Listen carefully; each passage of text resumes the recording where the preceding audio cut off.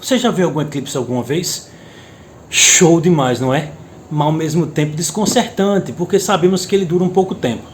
Mas imagine comigo como poderia ser aterrorizante a humanidade primitiva observar um fenômeno como esse, de fato, vendo o Sol sumir, ou a Lua do horizonte, né? Então, eles deveriam ter a sensação de que o mundo iria se acabar.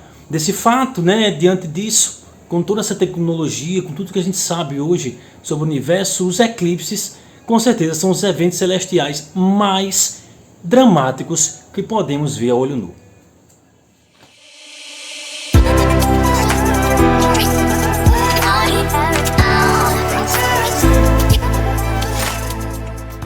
O eclipse, ele tem um significado, né, que significa desvanecer no grego. Então, é um fenômeno que vai ocorrer no espaço quando outro astro impede a proliferação realmente da luz para outro astro. Então, principalmente os astros que vão estar presentes nesse processo, Lua, Sol e a Terra, certo? Ambos impedindo a luz chegar até eles. Diante disso, nós vamos ver aqui, né, cada processo, como ocorre, por que ocorre, tá? E o que isso aí, de fato, não interfere aqui no nosso planeta, tá bom? Vem comigo. Durante um eclipse solar, a ombra da Lua na Terra tem sempre menos que 270 quilômetros de largura. Como a sombra se move pelo menos 34 quilômetros para leste, devido à órbita da Lua em torno da Terra, o máximo de um eclipse dura no máximo aí 7 minutos. Portanto, um eclipse solar total só é visível se o clima permitir, em uma estreita faixa sobre a Terra, chamada de caminho do eclipse, em uma região de aproximadamente 3.000 quilômetros de cada lado do caminho do eclipse, ocorre um eclipse parcial. Lembrando também de um detalhe bem interessante, a definição de umbra e penumbra, tá? A umbra é a região da sombra que não recebe luz de nenhum ponto da fonte. Já a penumbra é a região de sombra que recebe luz de alguns pontos da fonte. Um eclipse lunar ocorre quando a Lua entra na sombra da Terra. A distância da Lua é de 384 mil quilômetros à sombra da Terra, que se estende por 1,4 milhões de quilômetros. Cobre aproximadamente 3 luas cheias, tá? Em contraste com o eclipse do Sol, que só é visível em uma pequena região da Terra, um eclipse da Lua é visível por todos que possam ver a Lua. Como o eclipse da Lua não pode ser visto, se o clima permitir, em toda a parte noturna da Terra, eclipses da Lua são muito mais frequentes que eclipses do Sol, em um dado local da Terra. A duração máxima de um eclipse lunar é de 3,8 horas, e a duração da fase total é sempre menor que 1,7 horas. Para a gente poder entender de fato essa questão dos eclipses, né, a gente precisa entender as linhas dos nodos, né? Observe essa imagem aqui agora.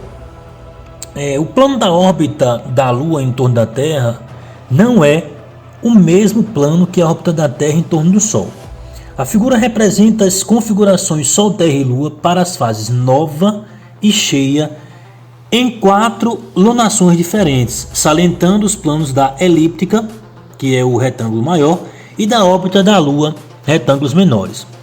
Vamos lá. Nas lunações A e C, as fases nova e cheia acontecem quando a Lua está um ponto acima ou um ponto abaixo da elíptica, e não acontecem eclipses. Já nas lunações B e D, as fases nova e cheia acontecem quando a Lua está nos pontos da sua órbita em que ela cruza a elíptica. Então acontece um eclipse solar na Lua nova e um eclipse lunar na Lua cheia. O plano da órbita da Lua está inclinado 5,2 graus em relação ao plano da órbita da Terra. Portanto, só ocorrem eclipses quando a Lua cheia na fase de Lua cheia ou nova, tá? E quando o Sol está sobre a linha dos nodos, que na verdade é a linha de intersecção do plano da órbita da Terra em torno do Sol com o plano da órbita da Lua em torno da Terra. Diante de tudo isso que nós vimos aqui, relacionado a eclipses, existem por classificação 3 diferentes tipos de eclipses lunares, não é? O total, que ocorre quando toda, né, a Lua é encoberta pela sombra da Terra. Esses casos aí, a Lua fica por cerca de 1 hora na escuridão, e o processo do eclipse como todo, né, pode levar várias horas. Para isso acontecer, a Lua precisa estar completamente posicionada na região da umbra.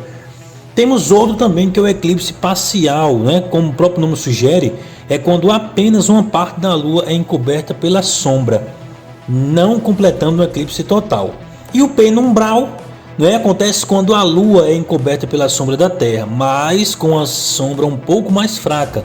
Isso ocorre quando a Lua se posiciona na faixa da penumbra, não chegando a alcançar a umbra.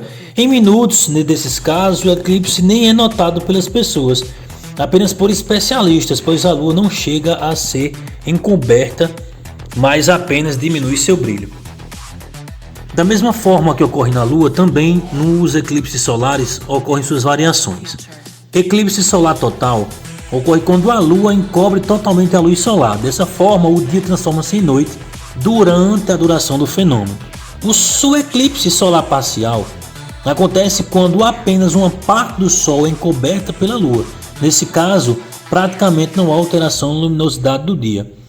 O eclipse solar anular ou anelar é quando a Lua está em uma distância maior da Terra e seu tamanho aparente não é suficiente para cobrir toda a projeção solar.